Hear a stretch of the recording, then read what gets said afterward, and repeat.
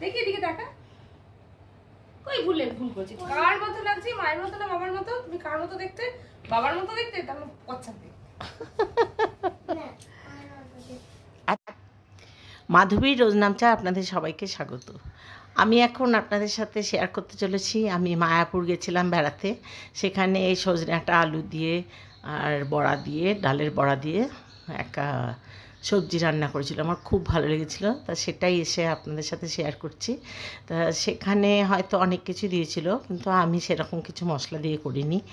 যাই হোক, ওই রকম করে দেখানোর মতো আমার ক্ষমতাও নেই আর ইচ্ছাও নেই। তা যাই হোক, আমরা তিল বাটা করেছি, তিল বেটে ওটা বড়া করে তেঁতুল দিয়ে টক হবে, আর আলু ফ্রিজে একটু পনির আছে, সেই পনির দিয়ে আলু পটলের তরকারি হবে। আর তিলের বড়াগুলো হয়ে গেছে, এবার বড়াটাকে দিয়ে টক বানানো হবে। টক তেঁতুল দিয়ে টক হবে। তিল খেলে কি উপকার হয় কি অপকার হয় কিছু জানি না, অনেকগুলো বড়া খাওয়া হয়ে গেল। আপনারা জানলে আমাকে জানাবেন বেশি খেলে কি হয়, আর খাওয়াটা ভালো না খারাপ।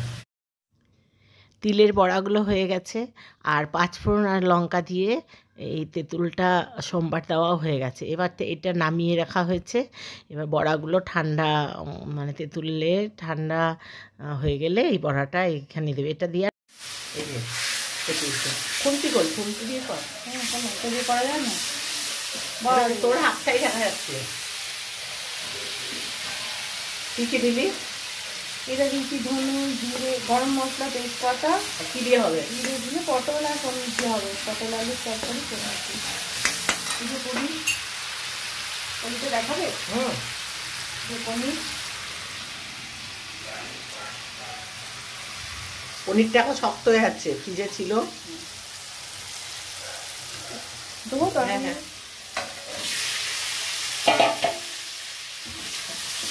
আমার সাথে করতাম রান্না, শুনবে? বড় বাড়া বাড়ছে না, তো ইয়েটা বাড়ছে না। আমার হাতটা ভালো লাগছে, দেখো।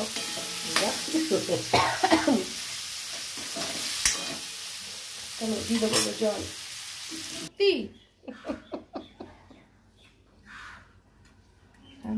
ওর মধ্যে ঢেলে দিচ্ছি। হ্যাঁ, কাঁচা দিলে এটা দিয়ে দে, এটা দিবি না? চারিদিকে দে, একটা জায়গায় দিয়ে রেখেছিস। ওটা কালকে হবে আবার। এটাকে নিজেরাই ভেঙে খেতে হবে।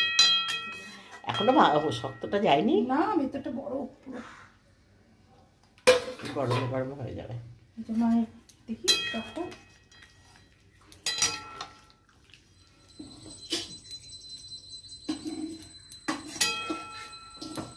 পটলটায় লঙ্কা দিস না, কাঁচা লঙ্কা দিয়ে করেছিস।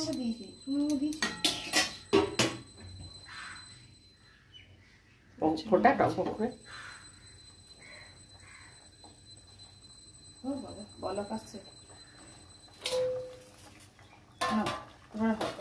একটু টক লাগবে, তাহলেই আমাকে দিলাম। ছাদ থেকে সব জামা কাপড় আনা হয়েছে, অনেক কাঁচা হয়েছে আজকে। এরপর এগুলো ভাঁজ করতে হবে, ভাঁজ করার পর আবার আপনাদের সাথে শেয়ার করব। আর ভাঁজটা আমি আর বৌমা দুজনে মিলে করব, কারণ অনেক জামা কাপড় তো। এরপর রাত্রিবেলায় আমাদের কি খাওয়া হয়েছিল সেটাও আপনাদের সাথে একটু শেয়ার করি। রাত্রিবেলা মেথির পরোটা, আর গোল গোল পরোটা, অনেক লুচির মতো। আর আমার জন্য এই পোড়া পোড়া, মানে ভাজা, বেশি ভাজাগুলো আমি খেতে ভালোবাসি, এই জন্য আমারটা সরিয়ে রাখলাম। আর ওদেরগুলো একটু কাঁচা, মানে নরম নরম কাঁচা কাঁচা খেতে ওদের পছন্দ।